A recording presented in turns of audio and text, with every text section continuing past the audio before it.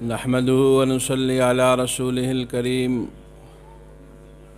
أما بعد فأعوذ بالله من الشيطان الرجيم بسم الله الرحمن الرحيم إن المتقين في ظلال وعيون وفواكه مما يشتهون صدق الله مولانا العظيم۔ میرے محترم بزرگوں اور دوستوں، عزیز ساتھیوں، پیارے پیارے بچوں، ابھی آپ حضرات کے سامنے دو بچوں نے قرآن کریم کا حفظ مکمل کیا، اور آخر کا رکوع جو ان بچوں نے پڑھا ہے اسی کی چند آیتیں آپ حضرات کے سامنے پڑھی۔ یہ قرآن کا حفظ کر لینا اور قرآن کو اس کے مخارج اور اس کی آداب کے ساتھ پڑھ لینا، یہ وہ نعمت ہے جو دنیا کی تمام چیزیں، یا یوں کہہ لیں دنیا وما فیہا کی سب چیز دے کر بھی حاصل ہو جائے تو سستی ہے، حالانکہ حاصل ہونے والی نہیں ہے۔ یہ دولت ہے جو اللہ تعالیٰ جن بندوں پر خاص فضل فرماتے ہیں ان کو یہ عنایت فرماتے ہیں۔ ہم میں سے کوئی چاہے کہ ہمارا بچہ حافظ پیسہ دے کر ہو جائے، ہم میں سے کوئی چاہے ہمارا بچہ حافظ زمین دے کر ہو جائے، اپنا نام و نمود دے کر ہو جائے، تو بھائی یہ چیز حاصل ہونے والی نہیں ہے۔ یہ اللہ کی طرف سے خاص فضل ہوتا ہے۔ جن بچوں پر اللہ کا خاص انعام ہوتا ہے وہ بچے حافظ ہوتے ہیں۔ میں کہتا رہتا ہوں بچے بہت سے آتے ہیں طلبہ حفظ میں بیٹھنے کے لیے، بہت سے بچے حفظ کے لیے بیٹھتے ہیں، سب بچے حافظ نہیں ہو پاتے۔ محلے میں سب بچے ہم عمر ایک ساتھ کھیلتے ہیں، لیکن سب بچے مدرسے نہیں پہنچ پاتے، اور مدرسے پہنچنے والا بچہ ہر بچہ حفظ میں نہیں بیٹھ پاتا، حفظ میں بیٹھنے والا ہر بچہ حافظ بھی نہیں ہو پاتا۔ یہ نعمت ہے، اللہ کا بہت بڑا انعام ہے ان لوگوں پر جو بچے حافظ ہو رہے، ان لوگوں کے لیے جو گھر کے ذمہ دار ہیں، ان بچوں کے سرپرست حضرات ہیں جو ان بچوں کے، ان کے لیے بھی انعام ہے۔ اس لیے کہ ایک بچہ قرآن کو صحیح پڑھ لے گیا تو وہ بچہ پھر اپنے ساتھ ساتھ گھر کے کتنے لوگوں کو لے جائے۔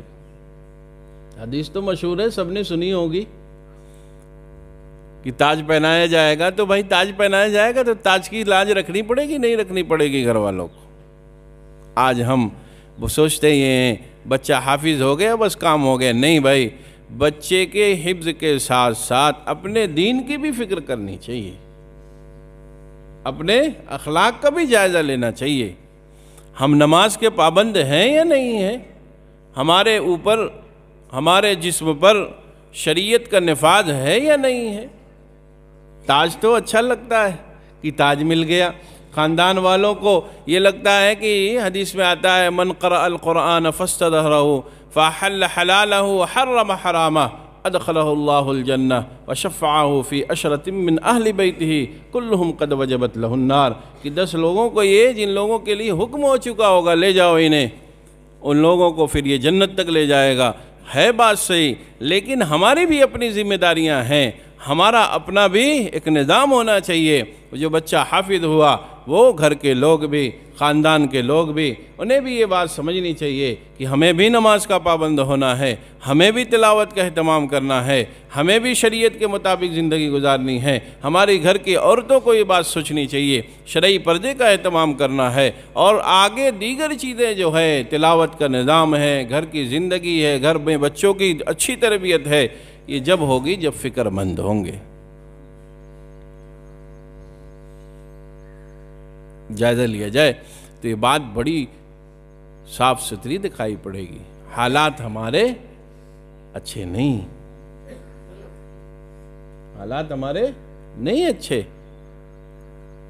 بھائی ہمارا یہی گاؤں تھا، ہمارے لوگ یہی تھے، صبح اٹھ جایا کرتے تھے۔ اب تو صبح اٹھنا ہو جائے تو بس خیریت نہیں۔ یہ تو شہروں کی بیماریاں تھی کہ شہر والے کہتے تھے 8 بجے 9 بجے اٹھتے ہیں ہم لوگ، دیر سے کام سے آتے ہیں۔ ہم گاؤں دیہات والے، قصبات والے، ہم لوگوں کو تو عشاء بعد سو جانا چاہیے۔ اب جب آپ، وہ تو فطری چیز ہے، جب آپ وقت سے سوئیے گا، یہ جسم 6 گھنٹہ 7 گھنٹہ ایک دم جوان ہوا تو 8 گھنٹے کی ضرورت ہے، 7 گھنٹہ کافی ہو جاتا ہے۔ ہمیشہ بعد اگر سو جائیں وقت سے تو فجر میں کیا تہجد میں آنکھ کھلنے لگے گی بھائی۔ ہمارے اپنے اسی علاقے میں کھیت میں کام کرنے والے ہمارے کسان بھائی تہجد گزار ہوا کرتے تھے۔ اب تو یہ سب چیزیں بس بہت خاص جو لوگ ہیں ان کے حصے میں خال خال آتی۔ فرض کی ادائیگی ہو جائے تو بڑا نیک اور بہت اچھا آدمی۔ اور ہمارے ہی علاقے کے جو لوگ بوڑھے لوگ ہوں گے، آپ لوگ نوجوان بھائی پوچھو گے، آپ تو بتائیں گے کھیت میں کرنے والا، کام کرنے والا، کوئی حافظ نہیں، عالم نہیں، عامی 5 تک 3 تک پڑھا ہوا ہمارے گھر کے جو لوگ پرانے لوگ ہوتے تھے وہ تہجد گزار ہوا کرتے تھے۔ کیوں؟ ان کی سب چیزیں سیٹ تھی۔ عشاء بعد سو جائیں گے، ظاہر سی بات ہے 6 گھنٹے کے بعد 7 گھنٹے کے بعد آنکھ کھل جانی، آپ تہجد آرام سے پڑھ سکتے ہیں۔ اب جب تہجد میں اٹھیے گا اور نماز کے بیچ میں کا وقفہ جو 1 گھنٹہ ملے گا تو تلاوت خود بخود ہونے لگے گی، تسبیحات خود بخود ہونے لگی، درود شریف کی ادائیگی خود بخود ہونے لگی۔ لیکن پوری زندگی اور پورا نظام حیات اپنا ہم نے تبدیل کر دیا۔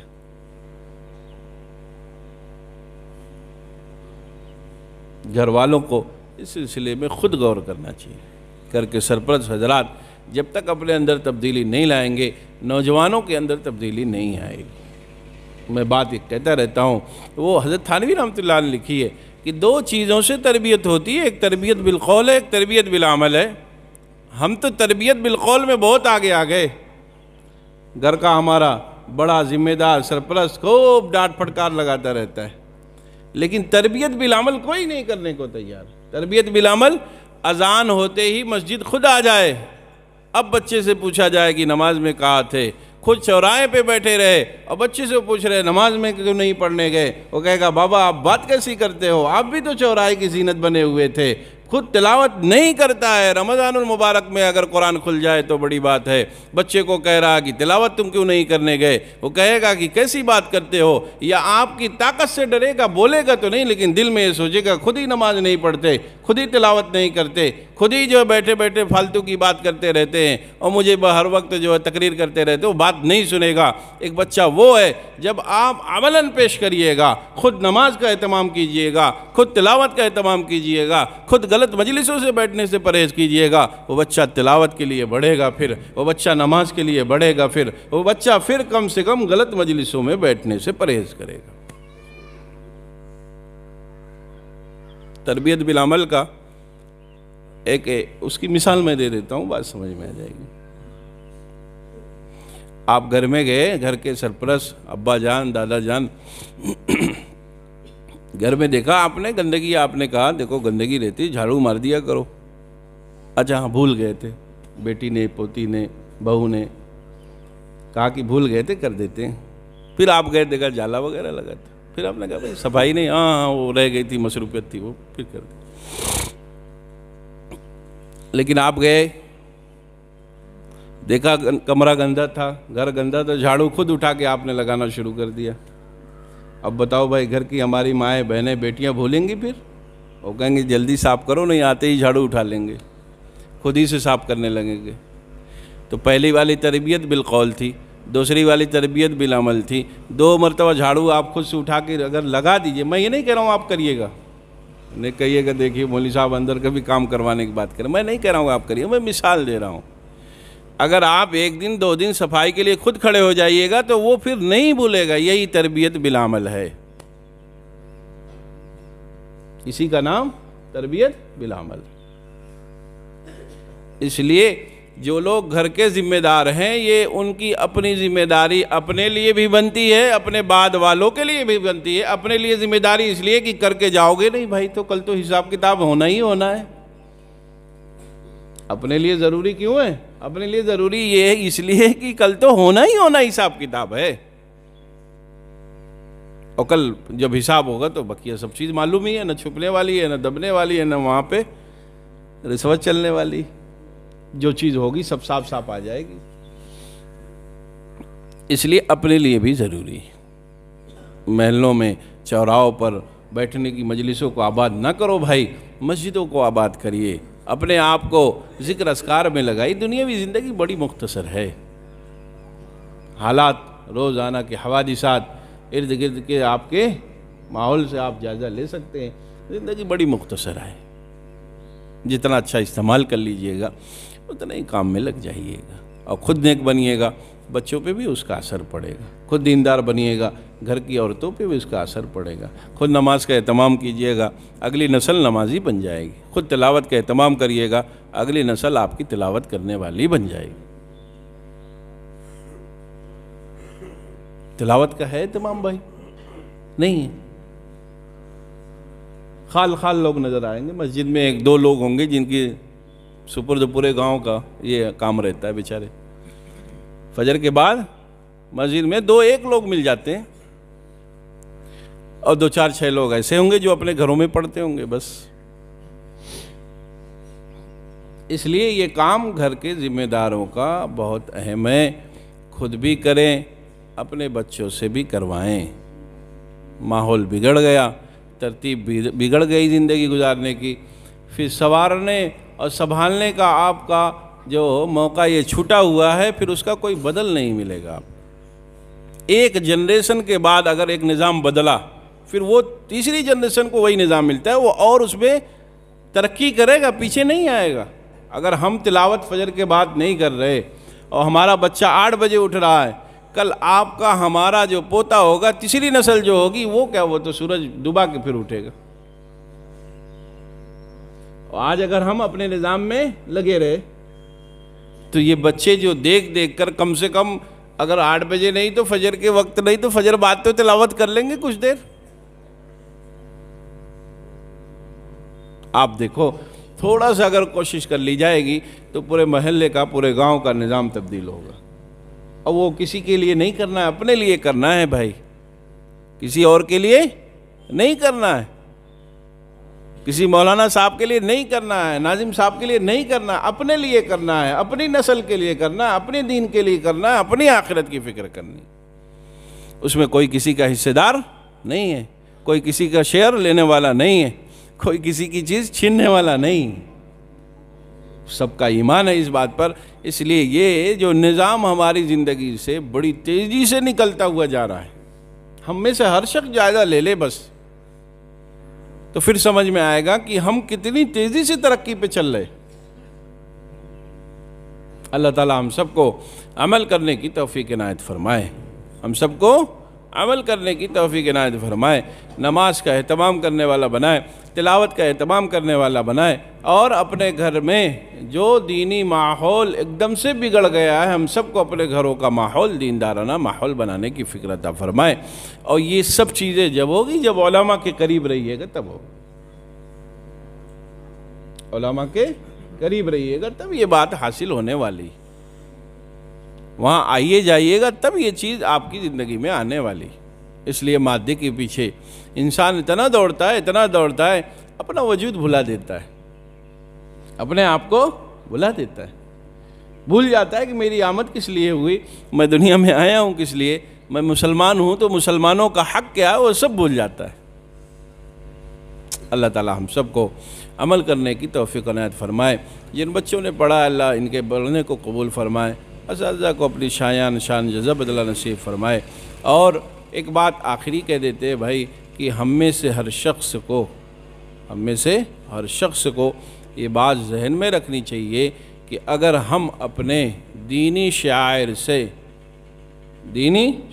سے دور رہے تو پھر اس کا نقصان ہمیں ہی اٹھانا پڑے گا۔ شعائر کیا ہیں؟ مسجدیں آباد نہیں رکھو گے تو ظاہر سی بات ہے وہاں کی آبادی نہ ہونا ہماری بربادی کا ذریعہ بنے گی۔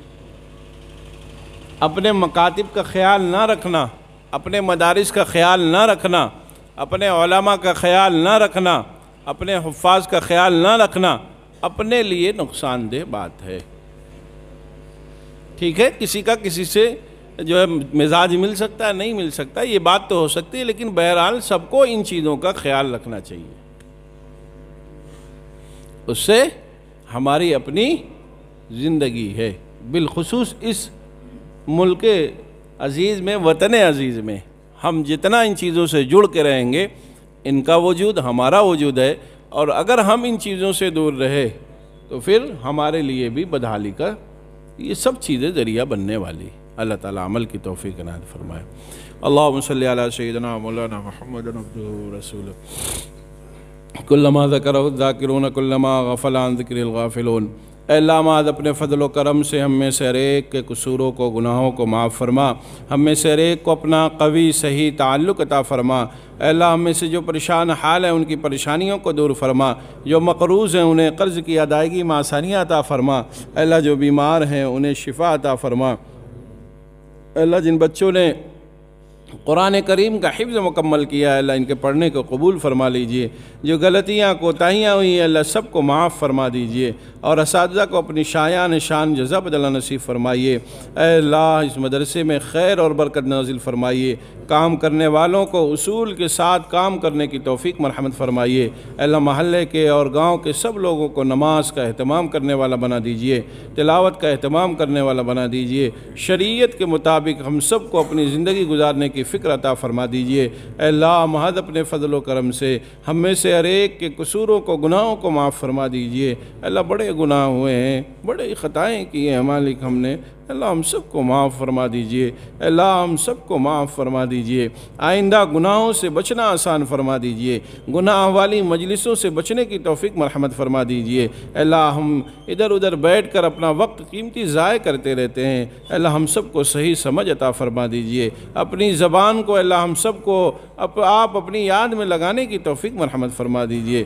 سبحان اللہ، الحمدللہ، اللہ اکبر کی کثرت رکھنے کی ہم سب کو توفیق عنایت فرما دیجئے۔ اے اللہ ہم سب کو دنیا بھی خوب عطا فرمائیے، آخرت میں بھی خوب ترقی عطا فرمائیے۔ اے اللہ محض اپنے فضل سے ملک میں امن و امان کی ہوائیں چلا دیجئے، حکومت میں بیٹھے ہوئے لوگوں کو انسانوں کے درمیان میں انصاف کرنے کی توفیق مرحمت فرما دیجئے۔ اے اللہ ان سب دعاؤں کو محض اپنے فضل سے قبول فرما لیجئے۔ ربنا تقبل منا انک انت السمیع العلیم۔ صلی اللہ تعالی علی خیر خلقہ محمد وآلہ واصحابہ اجمعین برحمتک یا ارحم الراحمین۔